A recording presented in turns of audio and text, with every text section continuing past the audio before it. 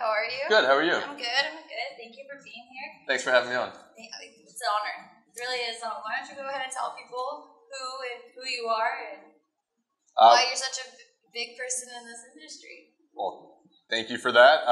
Yes, my name is Mike Cindrich. I am an attorney in San Diego. I practice cannabis law, criminal defense, business consulting. I've been doing so for about 8 years. I was a prosecutor before I became a cannabis attorney. I think I was always a cannabis attorney at heart, though. And now working with several different organizations. I'm the executive director of San Diego NORML. I started a group with my business partner, Matt Buchero, as well as Kyle Turley, who's an all-pro, former all-pro tackle, played with the Saints, the Rams, a couple of other teams. And we're just, getting after the movement and looking ahead and hoping that the laws keep moving in our direction. So Mike's a really, really impressive and well-loved attorney, cannabis attorney in the industry. He has a pretty good track record of not only helping your clients get free off charges, but giving property back and stuff. You have some impressive seizures, right? Yes, I think right now I'm probably at around 100 pounds returned to different clients of mine. Largest return was a little bit over 40 pounds. And we figured the case isn't done when the case is dismissed. The case is done when the property is returned. Nice. Unfortunately, when plants are cut and when there are federal seizures involved, oftentimes we can't get the property back, but we're still trying. Still sorry, we're getting there. Thank you so much. Now you said and I know that you were a prosecutor. I was. So for how long were you? 1 year. 1 year. Yeah. Did you ever have to prosecute donors? I did have a few cannabis cases, and it was tough. It's hard to prosecute people when you feel like what they're doing shouldn't be a crime. Right. But I had a job to do, and I did it, and that's part of the reason why I'm not a DA anymore. Is because I don't want to be prosecuting cases like that. That's great. Can you also know the other side too? The objectives and stuff, how they, go about it in court. But you weren't just a DA. You weren't just in any place. You were a DA in San Diego, which is a notorious Bonnie Dumanis. How is she? Correct. Yeah, I was a deputy district attorney, and I worked out of the Vista courthouse, but under ultimately Bonnie Dumanis. And I had very little interaction with her, so I don't have much to say. Obviously, everyone knows her views, and she makes it fairly public, especially when it comes to cannabis. Yeah. But we're still seeing prosecutions, unfortunately, and oftentimes it takes several months and several court appearances and filing motions to ultimately get to a point to where they will dismiss these cases, and that's unfortunate. And looking ahead, we have AB266. It's on the governor's desk right now, awaiting his signature. And I personally think that it's a good thing, because of the fact that I am a criminal defense attorney, and I see people on a regular basis who are good people who are complying with state law. They still get arrested, still get prosecuted, have their doors kicked in, guns pointed at them and their families, and end up going through the system. And even when they get their cases dismissed and their product returned, they're still not made whole. They still, many of them have post-traumatic stress from, so AB266 is an opportunity to create regulations, create licensing, and give people certainties. And that is, if you go through the licensing process, receive a license, and you're doing what you're supposed to be doing, not operating outside of the law, then you're not going to be arrested and prosecuted. And that's something we need in California right now. So AB266 is a really huge issue in the Californian industry. Essentially, it's a bill to help regulate Prop 215, which has been since 1996, right? The medical side of cannabis. Well, it's actually more so a bill to amend and change Senate Bill 420, the Medical Marijuana Program Act, which came into effect a little bit later. It was passed in 2003. Okay. So can you go ahead and explain to the viewers what AB266 is and why it's such a huge deal in California? AB 66 is a piece of legislation. It's the result of negotiations and compromise amongst different bodies of government and different interest groups within the state of California. It has the support of several different groups, including law enforcement, which I personally think if you have law enforcement supporting something and other groups also support it, then it's going to make the implementation much more effective. So AB266 is a bill to regulate cannabis, medical cannabis in California. It would replace Senate Bill 420 and amend Senate Bill 420 in that collectives and cooperatives would be phased out, and that it creates a licensing scheme, approximately 17 different licenses that can be given out, and creates a very comprehensive regulatory scheme, which I personally believe California needs right now. So I have some questions because like some of the opposing points that people have to AB 266 was that it doesn't really keep the patient in mind, because this is the understanding that it gives the individual cities their own power and like local government to implement. So they say if they don't want it to be in there, then they don't have to, right?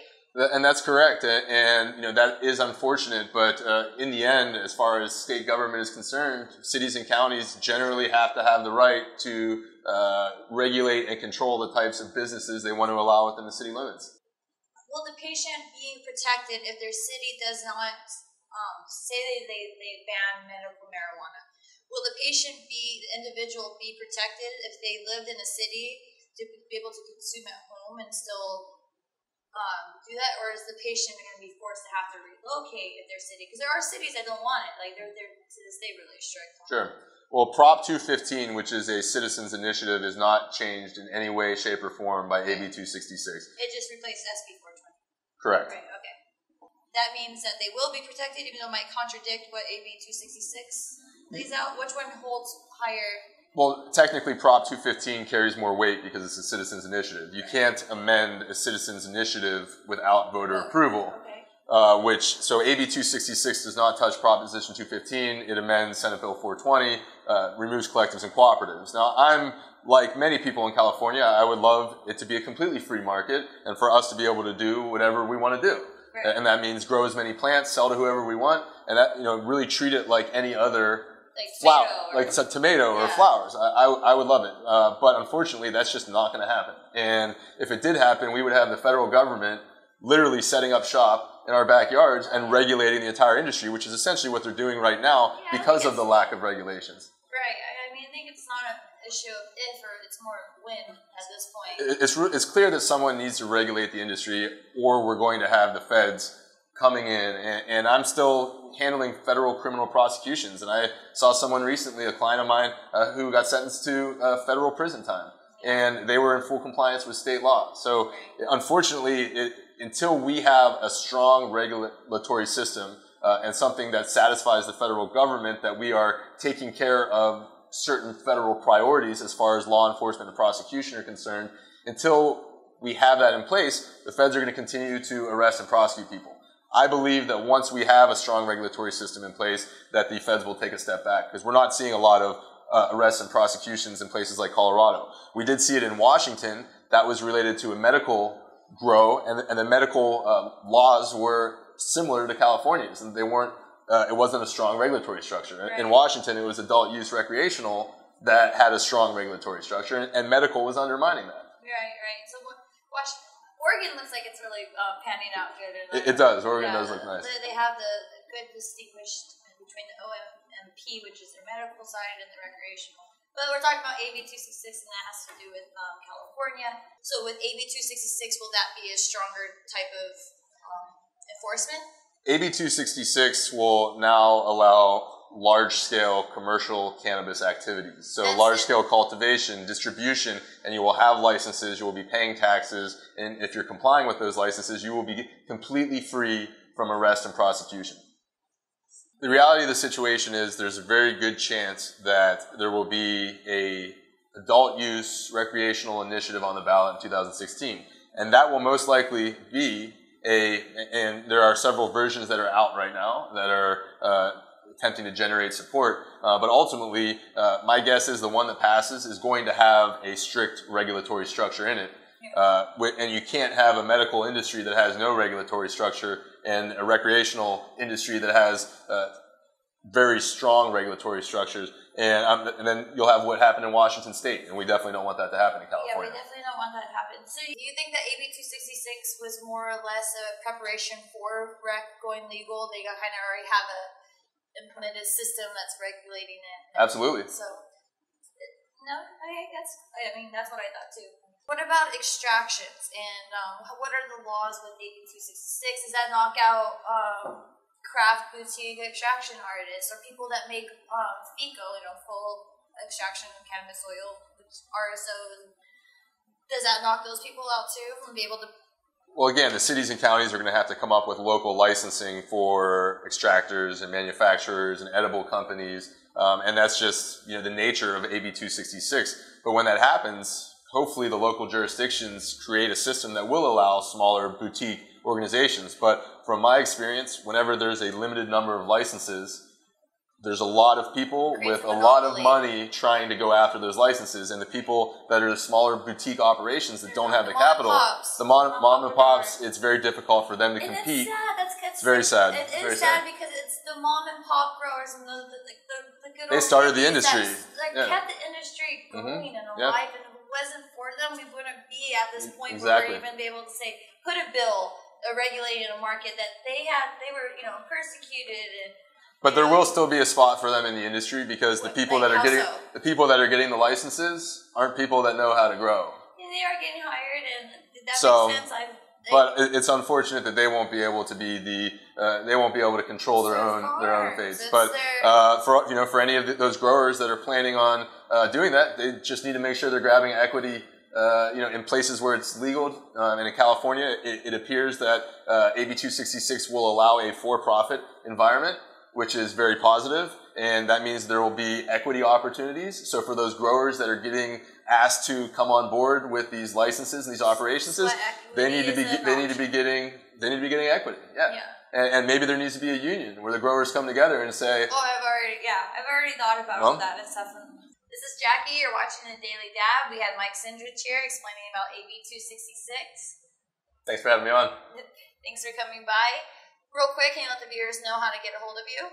Yeah, you can check out my website, www.michaelcindrich.com, or my Facebook page. Awesome, which would be Mike Cindrich or Michael Cindrich? Yeah, Michael E. Cindrich. Okay. Yeah. Awesome. Thanks so much for coming by today. Yeah. This is Jackie. Thanks for watching.